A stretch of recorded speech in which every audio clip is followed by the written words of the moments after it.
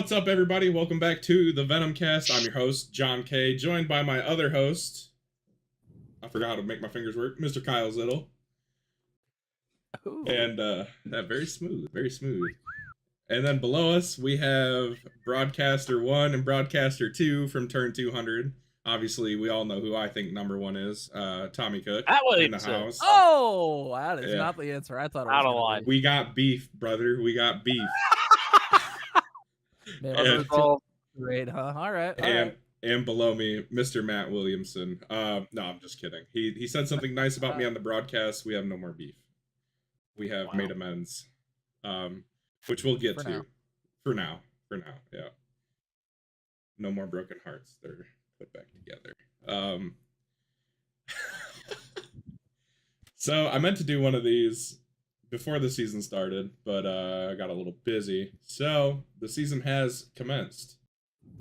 We had race 1 last Tuesday. It is currently Monday, so you're probably watching this on race day because we're prepared. Not scared. Not scared. So the Rocket Man Memorial 85 at Daytona, season opener for 3 straight seasons now, I think. Kyle, is that right? 3 straight seasons. 3 in a row. Named after our one of the founding members, Merv Turner, passed away recently. We put on a hell of a show for him, that's for sure. Daytona's always good. We had the Clash the week before, which Zittle won, and I told him after that race, I said, "You used all your luck up," and he said, "No, I didn't." Almost. Yeah, 2 little back to back in the Clash. It was, once we got into the real race, it was weird because we had so many trucks show up. The qualifying format was a little different than it usually is. Usually we just take the top 2 and park them, and then everybody else duels it out. But this time, the top 20 didn't have to race in the duels, and that was kind of weird because usually I qualify like in the back at super speedways. I'm not good at qualifying. I don't know where you qualified, Zittle. I think somewhere near me. You said you didn't see me. Yeah, we started side by side. Actually. Yeah, I was gonna say we started side by side. You said that after the race. You're like, I didn't see you the whole race. And I was like, we were. It really felt like once we started and got going, like I knew you were there, and I kind of just never. It felt like I never saw you ever again. Well, I had an adventurous race. Man, I did not have fun. I don't like super speedway racing anymore. I've grown up. I can win other places. I don't like it. I've grown up. There's multiple people who are way more grown than you that enjoy super speedway racing. Shots fired. Nah, I used to like it. I used to really enjoy it, racing it. But I don't know. I probably because I don't do it much anymore. I don't enjoy it as much. It's fun in the next gen cars, though. I will say that I do like doing the bump draft in the next gen cars. But it's because you won. Well, yeah, I am 2 for 2 at super speedway races in the next gen cars. Kinda. I've lost a lot of Carb Cup races, but that nobody cares because Carb Cup's unofficial. Carb Cup doesn't count. Carb Cup's not real. It can't hurt you. Unofficial series. Unofficial series, yeah. It's where I go when I don't feel like killing my SR, which is often. So he won the championship last season, and I think we're going to hear his name a lot, especially on the top step of podiums this season again. Race winner for the Rocket Man Memorial 85 is Mr. Andy Poliski. Big round of applause. Him and Jeremy had a nice little, nice stroke of luck being on the bottom. Missing out on the big one at the end. Jeremy finished 2nd, tried to make a move on Andy. Or no, Andy was Andy pushing him? I can't remember. Yeah. Okay. Yeah. Okay. Went for a block, yeah. Andy was pushing him. Garrett somehow made it through the wreck. I think the wreck took out pretty much everybody. Everybody else except for those 3. Except for those 3. Didn't the wreck take out? Let's be real. I have a bone to pick with iRacing over that. So do I. Same. Will Salamander. Can we just call it Zittle's fault at this point? I mean, yeah. I think that's fair. For the clicks, it's Kyle Zittle's fault. It was just making I'm just starting beef with everybody at this point. Just make it the name of this video. It was my fault. I might. Your fourth place finisher, Will Salamone. So even though Zittle didn't end up with a good finish, Will, or actually, you still had a top 10, Kyle. I still finished 8th. Pretty impressed. So Zittle Link had a good finish. All 3 drivers in the top 10. Kevin Sargent finishes 5th. His point of view on that last lap is amazing because I don't think he lifted. No, he didn't. That's confirmed. He beat Ryan to the line by like half a truck or a quarter of a truck. That was stupid. Stupid. Yeah, Ryan said he thought about throwing a block while Kevin's going about 175 and Ryan's going 70. Yeah. That would not surprise me. I'm probably gonna have to patch that in here somewhere. Ryan Dye finishes 6th. Chad Stearns finishes 7th. Kyle finishes 8th. Good job, Kyle. After wrecking the whole field. Rookie Jeremy Carter finishes 9th. Another rookie, Brody Gunter. Tommy, how'd you say it on the broadcast? Because I want to hear it one time. Gunter! Thank you. There it is. Thank you. I can't remember her name, but you're not. You don't have that. Whoever the ring announcer is for SmackDown. Samantha Irvin. Yeah. Yeah. Doesn't carry the same weight, does it? No. Mark Dillon Jr. finishes just outside the top 10. TJ Bartel in 12th. Nathan Reynolds in 13th. Tough to go from pushing Garrett. We have now reached everybody who was in the soup. Yeah, pretty much. Yeah. Pat, one person that was not, that I've apologized many times to, but Pascal Samard finishes 14th.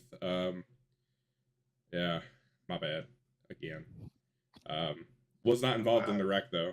Talked about everybody being involved in the soup. He was not. Right. Steve still Roman behind him, though. I did still finish behind him. Steve Roman finishes 15th. Nathan Paliwoda, is that how it's Paliwoda? Paliwoda. 16th place finish. Paul E 17th. Me finishing 18th. Nobody cares though. Jordan Journeau finishes 19th. Tyler Bergert. Yeah, something like that. He finishes 20th. Luke Peterson finishes 21st. Flinky Roberts in 22nd. Kyle Dumig 23rd. Corey Rutherford 24th. Oz Kanar. It's as unsatisfying as it is. It's still a cool name.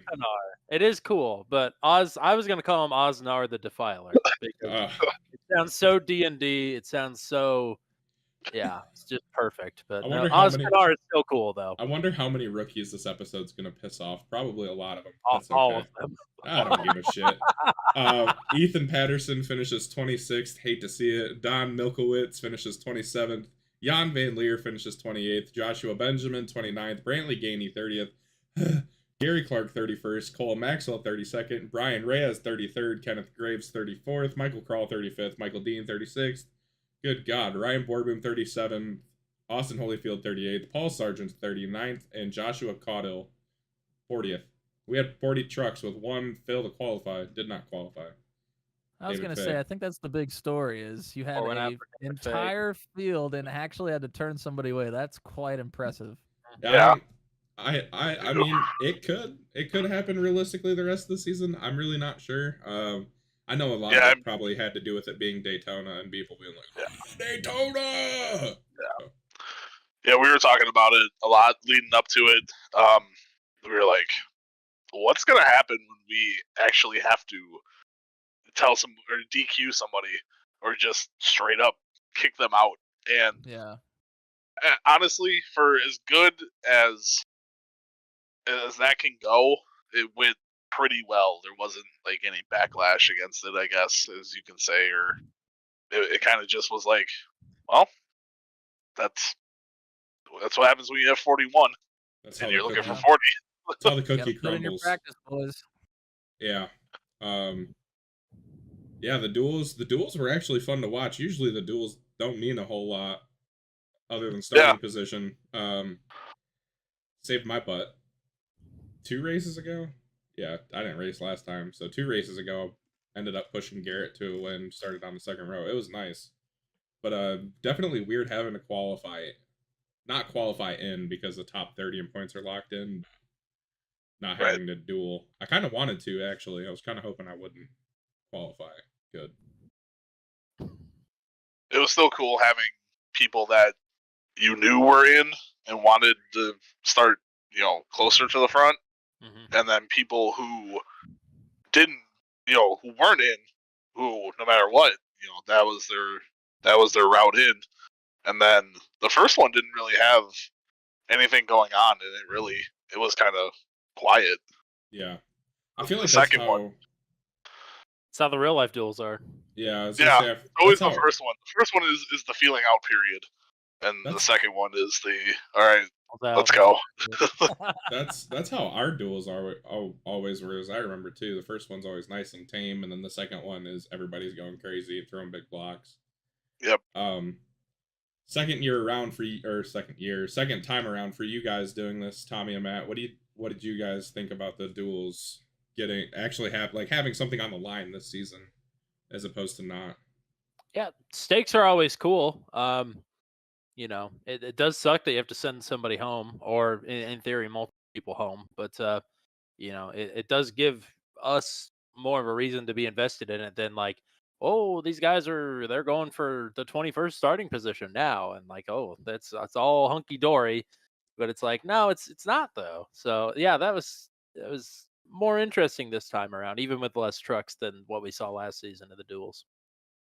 Yeah, I mean, I definitely think so too. I think another part of that is knowing that even if we are sending only one person home, that if you're starting 39th or 40th at a super speedway, you're putting yourself in quite the hole. So, starting a little bit more towards the front is definitely crucial when you have that many trucks. So I think a couple of things came together this season with that to make it a little more interesting than maybe it was last year.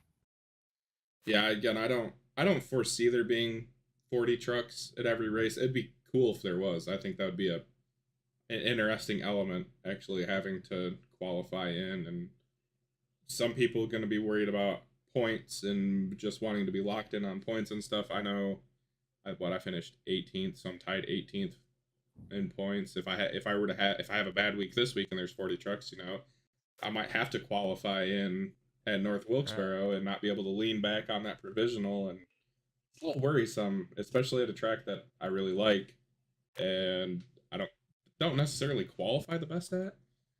So it's a nice incentive to get people to put in some form of work on their own.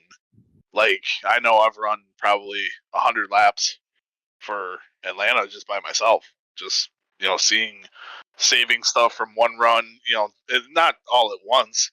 20 laps Wednesday, save data and whatever, come back Thursday, do it again, look at, change stuff up.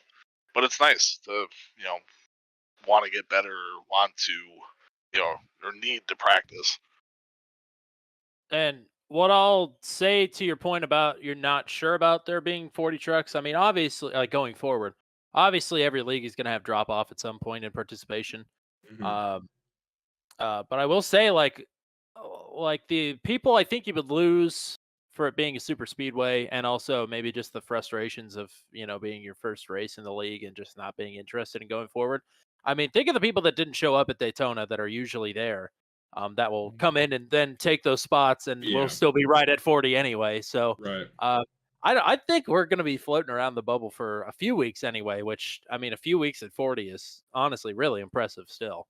I mean, I know we were missing Carson, we were missing Jeff Langston, Jeff Langston. Yep. There's at least one more, but yeah, I mean, that's 3 or 4 guys already. That changes. It changes the balance of things. Yeah. Yeah. Could be tough times for some people going forward, which it's an interesting wrinkle to throw in. I'm excited to see how it goes. I'm gonna knock on wood, because I would like to stay in the top 30. Yeah, me too. Not the best qualifier at some places, so gonna need it. I mean, we've already talked about it a little bit. We got to talk about the Kyle in the room. Ziddle, what happened coming to the checkered flag? So before we get to the checkered flag, we have to go back to about 15 to go. Okay. I'm on the top line. Andy's in front of me. Jeremy and Steve and Brody are on the bottom.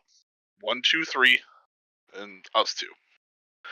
I know Jeremy and Steve are teammates with Andy. I also know that Brody is in a collaboration with those 3. They're all together. Andy is backing the top line up. And I know he is. I'm fairly certain that Ryan is right behind me. So, at any point, Ryan asked at least once, "What are you going to do?" I go, "I don't know. 15 to go, I'm not going to do anything. Because I know what's going to happen. I can wait." But finally, I get up to Andy's bumper, and I just shove him. I'm like, "Go forward." I had one of the in-car cameras for the race. If they would have put it on me right when I'm on his bumper, you would have seen my mouth go, "Move forward." Because I know he was going backwards.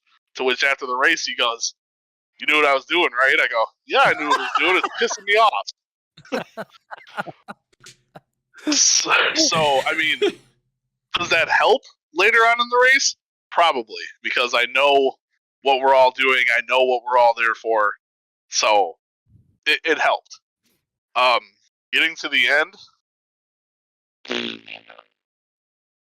So, crossing the line, now it's Jeremy and Andy on the bottom. Steve and myself are up top. Steve wants to go.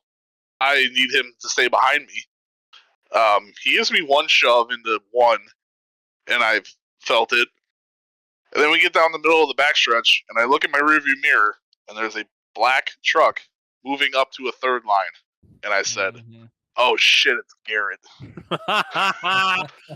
I went, "Oh, and Paul's behind him." Because I have at least 7 guys on my relative. So I know who's behind me. And for a absolute split second, I go, "Move." And I don't. And if I move, maybe this whole thing happens on the backstretch. Maybe it doesn't. But we keep going. I get another shove from Steve in my right rear, which gets me a little loose, and I hit Jeremy on the bottom, which, thank you, iRacing, destroys his truck. Like, he goes, "I can see the track through my hood." I'm like, well, I mean, I did hit you going 188 miles an hour, so yeah, I bet you can. With about a foot of netcode between you guys. Yeah. Oh, the one between Jeremy and I hit it. There's no doubt about that. But I come back up to the middle of the track, and I save it. Like, I'm like, we're good. Because we're tight. Garrett and I are tight to the top. I go, we're good.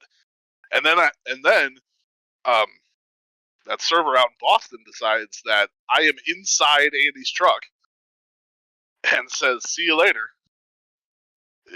And the second I look, I go, there's the point of contact, and there's air, and now I'm facing right instead of forward. I hit Garrett, I come back down, I hit Brody, and it is on from there. Paul flips me over. Paul flips over. And everybody behind you. And everybody behind me. Everybody's just all over the place. I go to watch it again, and I'm like, oh my God. I'm spinning, flipped over, hit again, spinning again. I see cars on the wall. I see this. I see that. I see everything. Car comes to a stop. I get it to go forward. I put it in first gear, and the RPMs rev. I'm like, okay, go. We gotta go. Go. There's so much shit in front of me. We gotta go. So, if real quick, if you're watching this and you look in the picture of the batter above the Packers banner, you can see the replay happening in Kyle's picture. Oh, sure. What I've been sitting here laughing about. Sorry, go ahead, Kyle. I get going straight. There are cars still flipping to my right, just getting destroyed, and people landing on things, and like I got mounted before I started moving. I felt that all of a sudden. I bet you did. Bam! Okay, keep going. And yeah, I somehow finished 8th while everyone behind me is still trying to figure out if they're alive or not. So yeah. I would also like to mention the restart. You didn't really talk about it, but the restart where you were on the top line, you made a heck of a move. You went down to the bottom because the bottom line didn't get a great restart. You were able to get to the bottom and then get out in front of Steve and make the move up to the top. That was absolutely genius maneuverment right there. Paliwota got down in front of or behind Brody, and I caught Steve, and I go, I need to get to the bottom, and Steve kind of keeps moving, and I go, I'm not lifting. And we kind of make a little bit of contact. Yep. And then I shoot back up in front of him, knowing that he'll push me with the speed I have catching the back of that pack. And yeah, that's what shot me up to the front. I told people, I said I led. They said, how was your race last night? I go, I led 1 lap. And then I showed them the broadcast, and they go, it's not the last one, was it? I go, ha, nope. We went for a ride. At least you led a lap. I qualified up front, and I didn't sniff the front the rest of the race, except for one of the late restarts. The bottom just wouldn't go, and I went up to the top and ended up, I think I went from like 19th or 17th to like 9th or 10th for the next restart. Yeah. I'm pissed because I was going through that wreck. I thought I tried to get down on the apron and had the brakes not locked up, but I was braking. I had stayed off of whoever was in front of me. I don't even know who was in front of me, but I had stayed off them, and then tried to hang a left to get on the apron, and I thought the truck was all the way on the apron. And I'm like, I'm gonna drive right around these guys, bunch of dummies. You're all gonna get caught up in the wreck. It's gonna look cool. I'm gonna finish like 4th. And then the truck just goes. I was not all the way on the apron apparently, and it shot me right back up into the pack. And I was like, well, I'm just gonna drive through everybody now. Like, I'm not going that fast. Like, it shouldn't hurt the truck, but I'll just kind of like push my way through.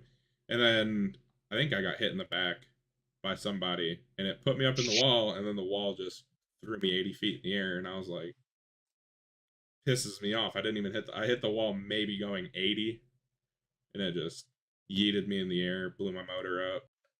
Yeah, it's pretty been happening a lot lately, and it's specifically with the trucks. It's frustrating. I wish iRacing would fix it already. Kind of ruined. I mean, it wasn't going to be a great ending, but it would have been a little bit better than 18th, I think. But really, really screwed up a lot of stuff for me. So yeah, the first couple of times it happened and we caught it on the broadcast, it was funny. And it's still kind of funny now, but it's just like, all right. Like, it shouldn't be happening at, like, North Wilkesboro. Starting to get annoying. Yeah. That one was bad. The one at Atlanta with Ethan Patterson was freaking hilarious. That will be in every intro package that we ever do from here on out, because it is so funny. It was hilarious. Pour one out for poor Ethan Patterson, but man, he was he was juking and jiving up there. That was just hilarious. Oh man, the Russian judges gave it a 9.88. Yeah, he split his legs on the landing. Yep. Yeah, too bad.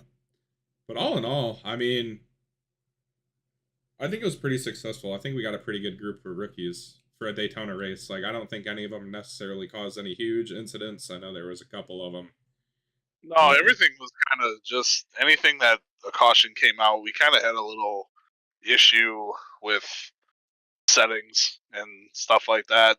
I know we had some stuff here and there, and people were like, "Put it out, put it out." I'm like, it should be putting itself out. We don't need that. Yeah. But you live, you learn. I got nervous. Stuff happens. I know the one caution, we had green flag pit stops. Thankfully, my teammates decided to stay out a couple extra laps, and we pit under caution and not under green, which I was honestly dreading. I got a new set of pedals, and I don't know how to use them that well yet. We're working on it. But, so we didn't pit under green, and I was like, all right, sweet, we'll pit under caution. Surely, cautions breed cautions. There'll be a wreck in, enough laps that we can pit, finish again, and call it good. But we ended up having to pit under green and screwed up. This is when Matt said something nice about me, because usually I don't mess up on pit road. I'm pretty good about getting in my box and stuff when I don't speed. But I slid through my box. Not as bad as I had the couple times in practice I'd done it. But and then I backed up, and it was like, you're too far left. And I was just looking at the screen like, are you going to do anything to the truck, or are we just going to sit here? So ended up a lap down, and then I got scared because I know we had issues getting trucks waved around the time before, and it wasn't popping up lucky dogs and stuff. Mm-hmm. So I was sitting there in front of the leaders, and I was like, oh, is it really not going to wave me around? Am I going to be stuck here? Like, what's going to happen?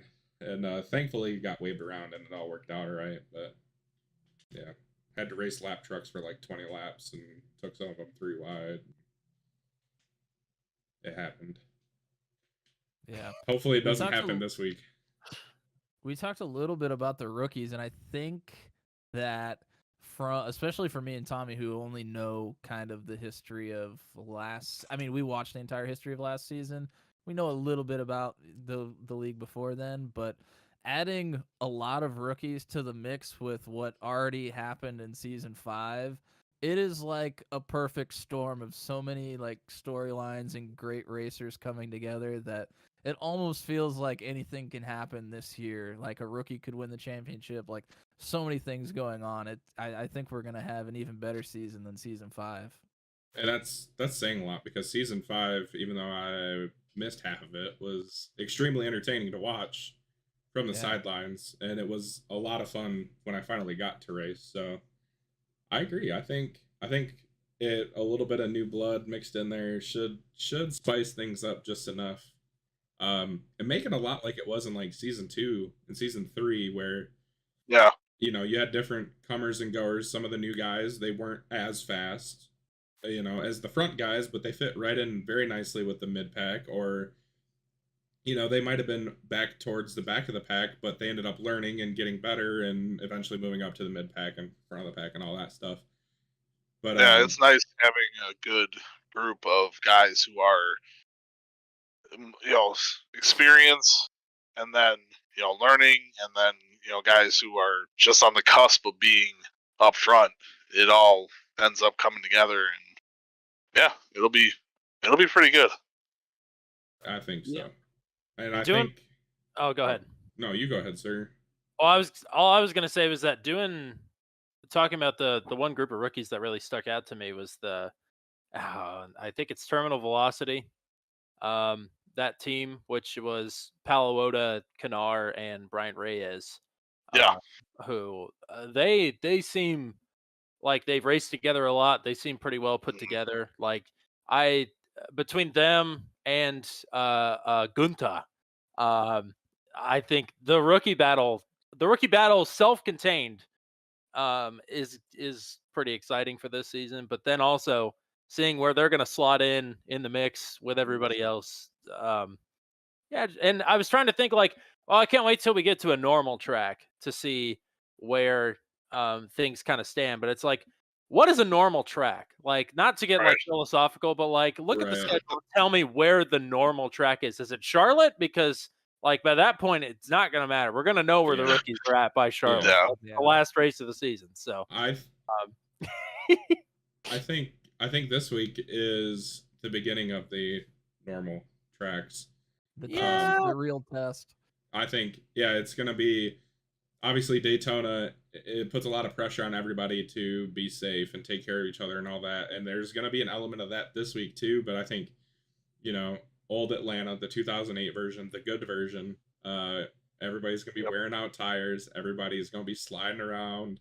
If you're door to door with somebody, you're going to have to be really careful if you're below them that you don't slide up into them. And if you're getting driven around, you have to be careful, not to get spun out by the air coming off the other truck and getting pulled around and doing some twirly doos and stuff, because it's already going to be big enough of a struggle taking care of your tires. Right. So without twirly. With twirly doos. Save those. I'm hoping to save those for the end of the race this week. 3 sets of tires and a twirly do for you. I don't. God. I've been working really hard on green flag pit stops this week. And again, that's going to be tough too. Not to name names, somebody in the Venom Classic Cup Series race on Thursday pit from the 3rd lane. We're going to see that this week. Who could have that? Yeah, I know. I said I wasn't going to name names because I did it the one time too. So, you pull a Quinn Huff? Me? Who? Somebody clearly did. Yeah, I don't know. I wasn't the one who saw it, so I couldn't tell you who it was. I pit from the 3rd lane, but after I hit the wall. But they oh Lord. even in the trucks, we're gonna have that issue. We're gonna have that issue this week. We're gonna have people that their tires are gonna be worn out. I know there was people in the recruitment races saying, "Man, this is the longest race I've ever done." Well, get ready because our races are 10% longer. It's only gonna get worse. I was gonna say the last time we did this, it was season 4. Sim Racer tells me it was partly cloudy and 87 degrees. Seems a lot like what we're about to be doing. And we ran 105. So I had 10 more. 10 more. On top of it. Where did I race in that race?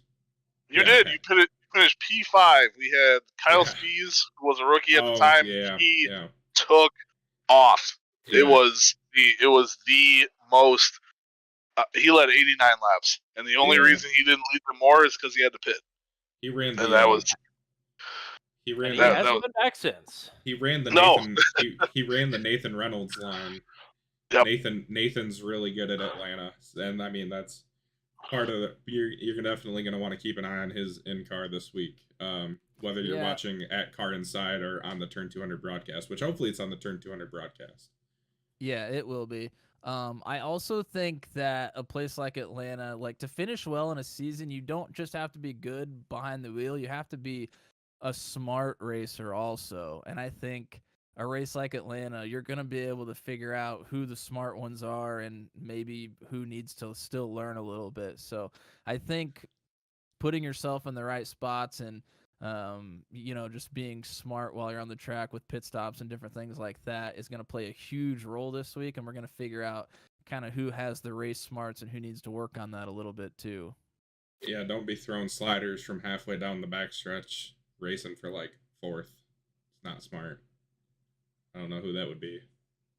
I mean, definitely not smart.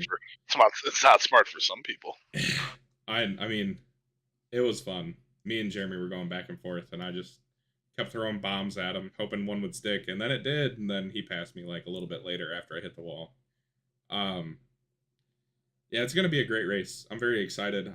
Kyle said he's turned 100 laps. I'm not going to sit here and one-up him. I've turned probably about the same, maybe a couple more. I ran an AI race, and I turned like 80 in an AI race. So, it's gonna be awesome. The AI race gave me absolutely no bearings on what's gonna happen because the AI will just run you over at any point given, because they're all stupid. So, I didn't learn much, but it's just turning laps at a place that's as abrasive. It's kind of like the same deal as North Wilkesboro when we go there next week, the week after this week. It's just, really abrasive, rough racetrack that's going to, if guys aren't careful, they're going to burn their stuff up really bad, and it's going to be interesting. Yeah, it's definitely going to be a tires thing. I ran the first 20 laps, and I looked at what my tires were, and I ran 20 laps, 67 right front. That's in 20. I'd have to run 20 more to stretch the fuel to make it. Oh God. Yeah, it's gonna be brutal. It's gonna be hot. It's gonna be slick, and we're gonna find out who has the cojones this week. Yeah. It is slick. It's gonna be a good time. And it might be possible to, you only get 3 extra sets of tires, and with our race is 10% longer now, if we have quite a few cautions throughout the race, you might have to pick your spots and when you're going to take tires and when you're not too. So there's a lot of different things that could come into play this week. Yep. The restarts are going to be hellacious. Yeah. Oh yeah.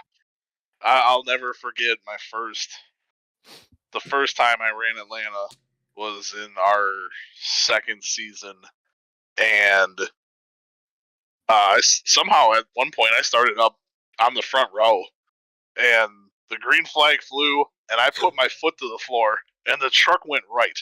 Yeah. Oh no. Yeah, I did that. I smacked the wall, and luckily everybody got out.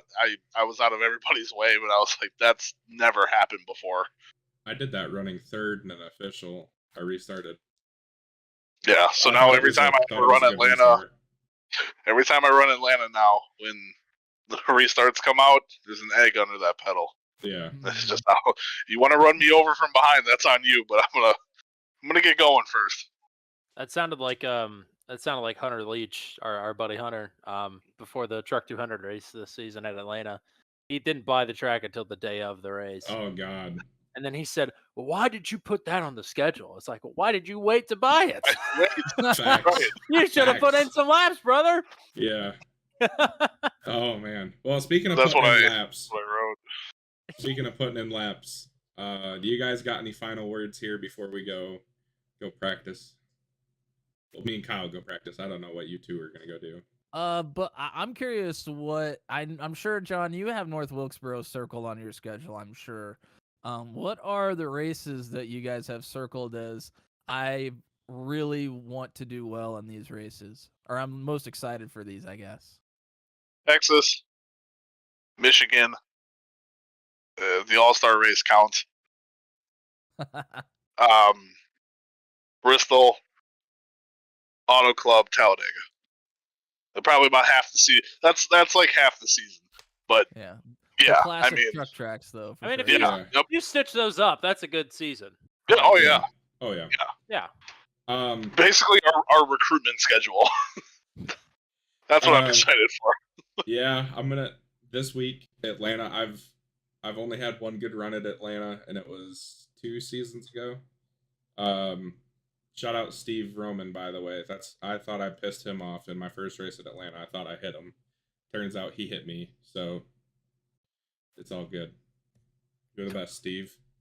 North Wilkesboro's circled, obviously.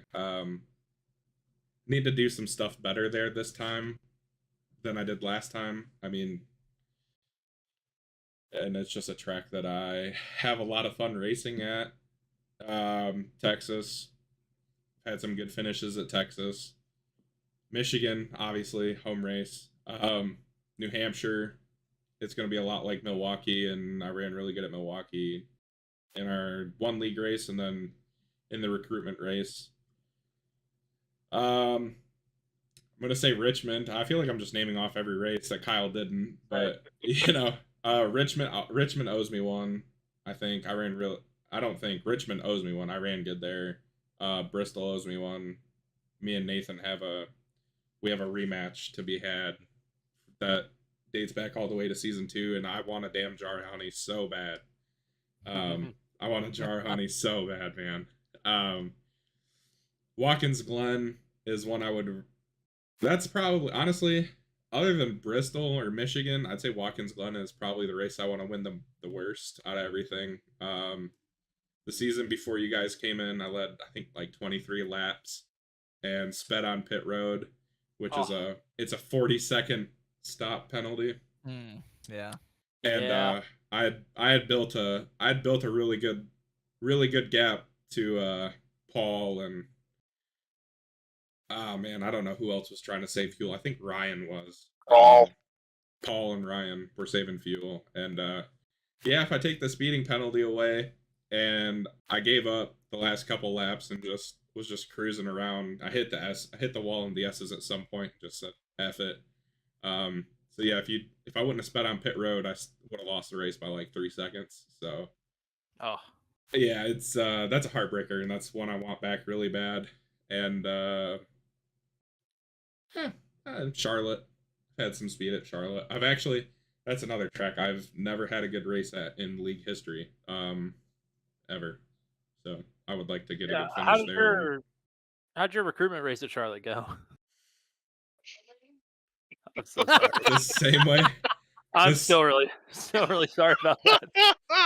No, it's all good. I'm just playing. No, actually, that's not even the worst one. So that happened. I got wrecked by the old league owner at Charlotte 3 seasons ago now in a recruitment race.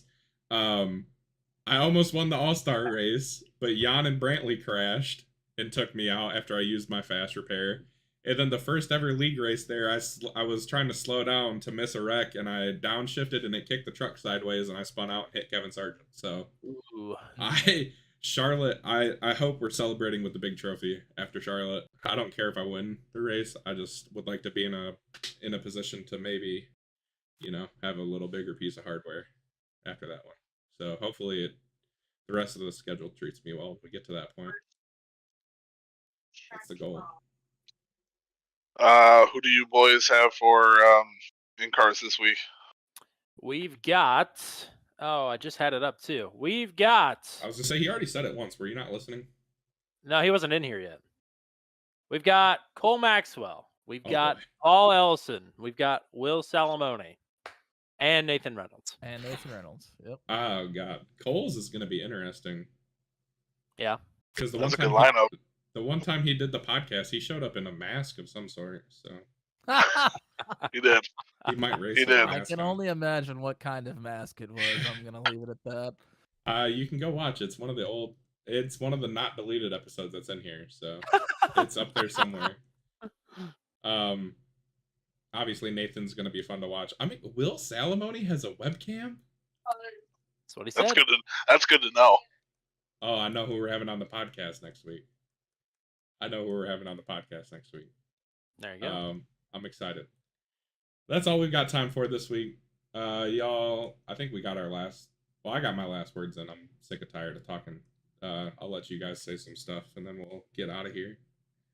Oh, thanks for having us again. Happy to be back. It's always a good time. That's all I got. Good memes.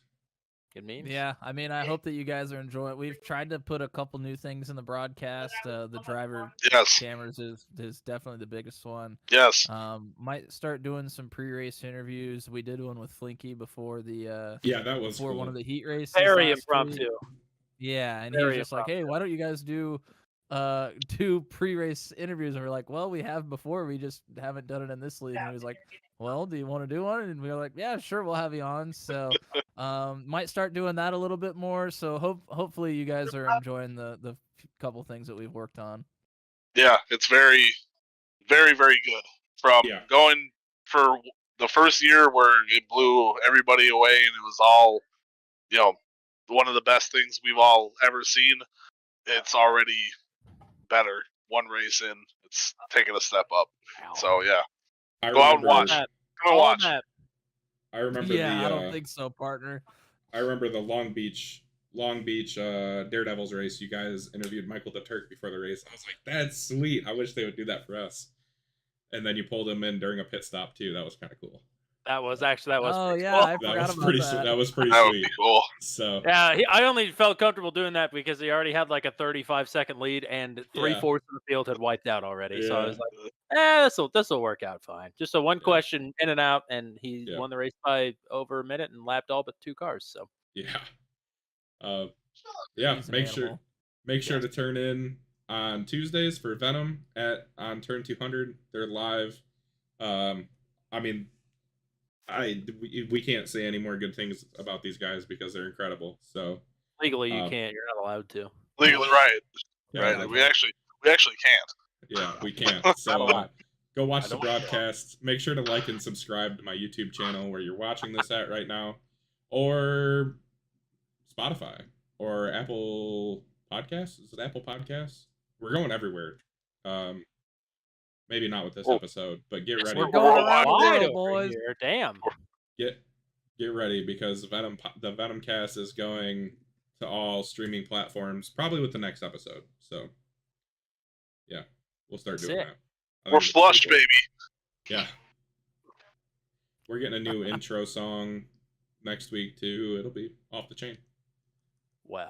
I gotta talk to Jan. So yeah.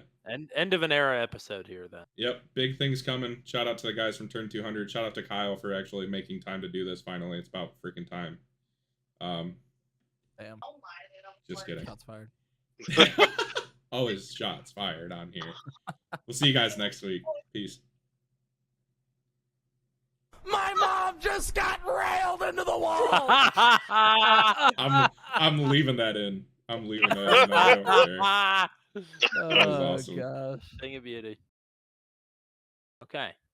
I promise you can see all that back there. I'm not an alcoholic.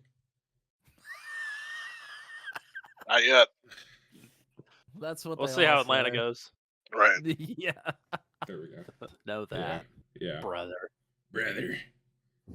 All right. And that's the brother. What? Oh, hold on. What? Stone Cold E.T. would like a couple cheeseburgers and maybe a drink, and that's the bottom line. I love that. I had one beer. What? 2 beers. Oh, God. What? 2 beers. I can never escape this. Whiskey. 4 beers. More beer. What? 5 beers. What? A margarita. What? And a Bloody Mary. What? Nerds. You're all nerds. Yeah, so what? Definitely.